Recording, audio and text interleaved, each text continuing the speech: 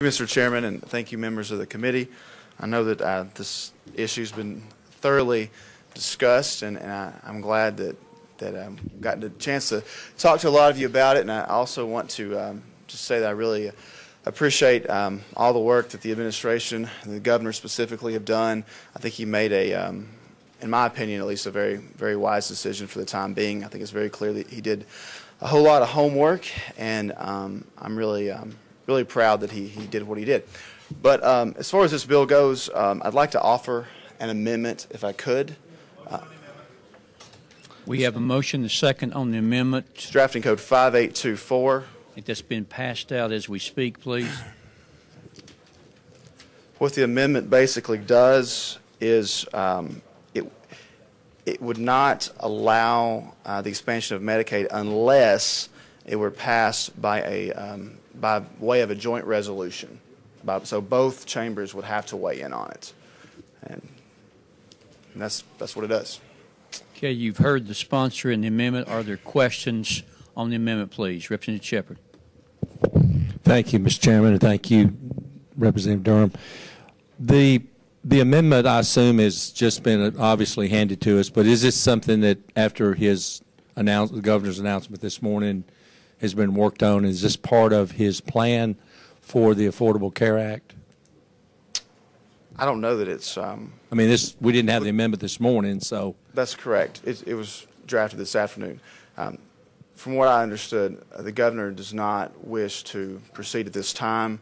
And when you get into budget amendments, I want to make sure that an issue that's of such importance like Medicaid expansion, I just want to make sure that the entire legislature gets to hear just that. If you're talking about a $33 billion state budget, I feel like if it's something as important as Medicaid expansion, we should consider hearing just that. So the bill wouldn't make expansion illegal. It would just say that if we're going to do it, we will do it by a joint resolution. So I just wanted everyone to be heard on it, basically. Mr. Chairman, if I could, I'd like to have somebody explain to me exactly what, and I understand my learned colleague is an attorney, but I'd like to understand the impact of what that means to us as a committee. We have a request, and who would you like to bring forward? Our attorney could, if you feel comfortable with it. Okay. Okay. I mean, what we're doing is the amendment taking the place of the bill by deleting all language after the caption and substituting the following.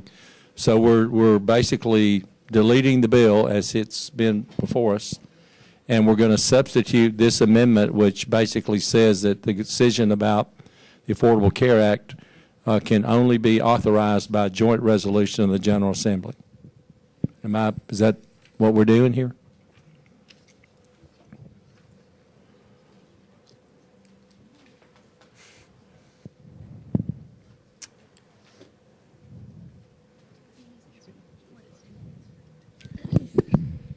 Jamie Clairday, Office of Legal Services, and I've just looked at this. So from looking upon it, it looks as though this, with drafting code 5824, is saying the governor shall not make any decision or obligate the state of Tennessee in regards to the expansion of the medical assistant program unless authorized by joint resolution of the General Assembly, is how I'm reading it. And this would make the bill because it is deleting everything after the caption. Okay. Thank you. I wanted that for the record. And the other, I guess, question I would have to the sponsor, is this something that the administration is approving? I mean, we're basically saying, Governor, you're going to have joint resolution in the General Assembly if you change your mind and decide to enact the Affordable Care Act. I have not spoken to the administration about it. Now, just for clarification, if the amendment's adopted, I'm going to roll it to January because the governor said that he would not expand it in the next year. So I'm not sure it's entirely necessary at this time, but my position is that it's such an important issue, we should only do that. We shouldn't be voting on an entire notebook full of items when we're talking about Medicaid expansion. I want us to just talk about Medicaid expansion when we're talking about that. Well, I respect that, and I do understand that's what you want to do, but I feel uncomfortable, Mr. Chairman. I assume if we adopt this amendment, then the bill is going to go to full committee. That is not the posture at this time. No, okay. Sir. I would prefer that it not go to full committee, and I'd like to make that in the form of a motion. If we adopt the amendment, I want to keep this bill here. I think if we could refer back to the sponsor of his intent, please. Okay. Chair? I apologize.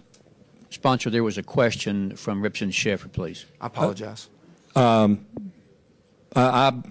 I understand your amendment, and if the committee adopts it, I just want to make sure that this bill with your amendment, and this is your amendment is the bill now, that it doesn't go to full committee, that we hold it here in this subcommittee to do any additional work on it if we need to. If this amendment is adopted, I will then ask the committee to roll this bill until January of 2014. Okay. Thank you, Mr. Chairman. Thank you. Any further questions of the sponsor while we're on the amendment? Yes. No, Mr. Chairman, I would request a roll call vote on this amendment. Okay. Any further questions on the amendment to the sponsor? Okay, are we ready to vote? And we did have a request that this be a roll call vote. We'll ask our clerk, please, to call the roll. Representative Favors, Representative Johnson, Representative Kiesling, Representative McManus, Representative Powers, Representative Reagan, Representative Shepard, Chairman Matlock. Aye. Ayes have it. The amendment is before us and it has been approved. We will again ask the sponsor for any comments that he would make. We have a commitment before us on the amendment that it will be held in this committee until January 2014. Any closing remarks, sir? That's my request to the committee, is that this be rolled to January. Okay, we have heard the request. We will honor the request. And thank you, sir. Bill will be rolled to 2014 with the amendment as voted. Thank you. Thank you, Mr. Chairman, members of the committee.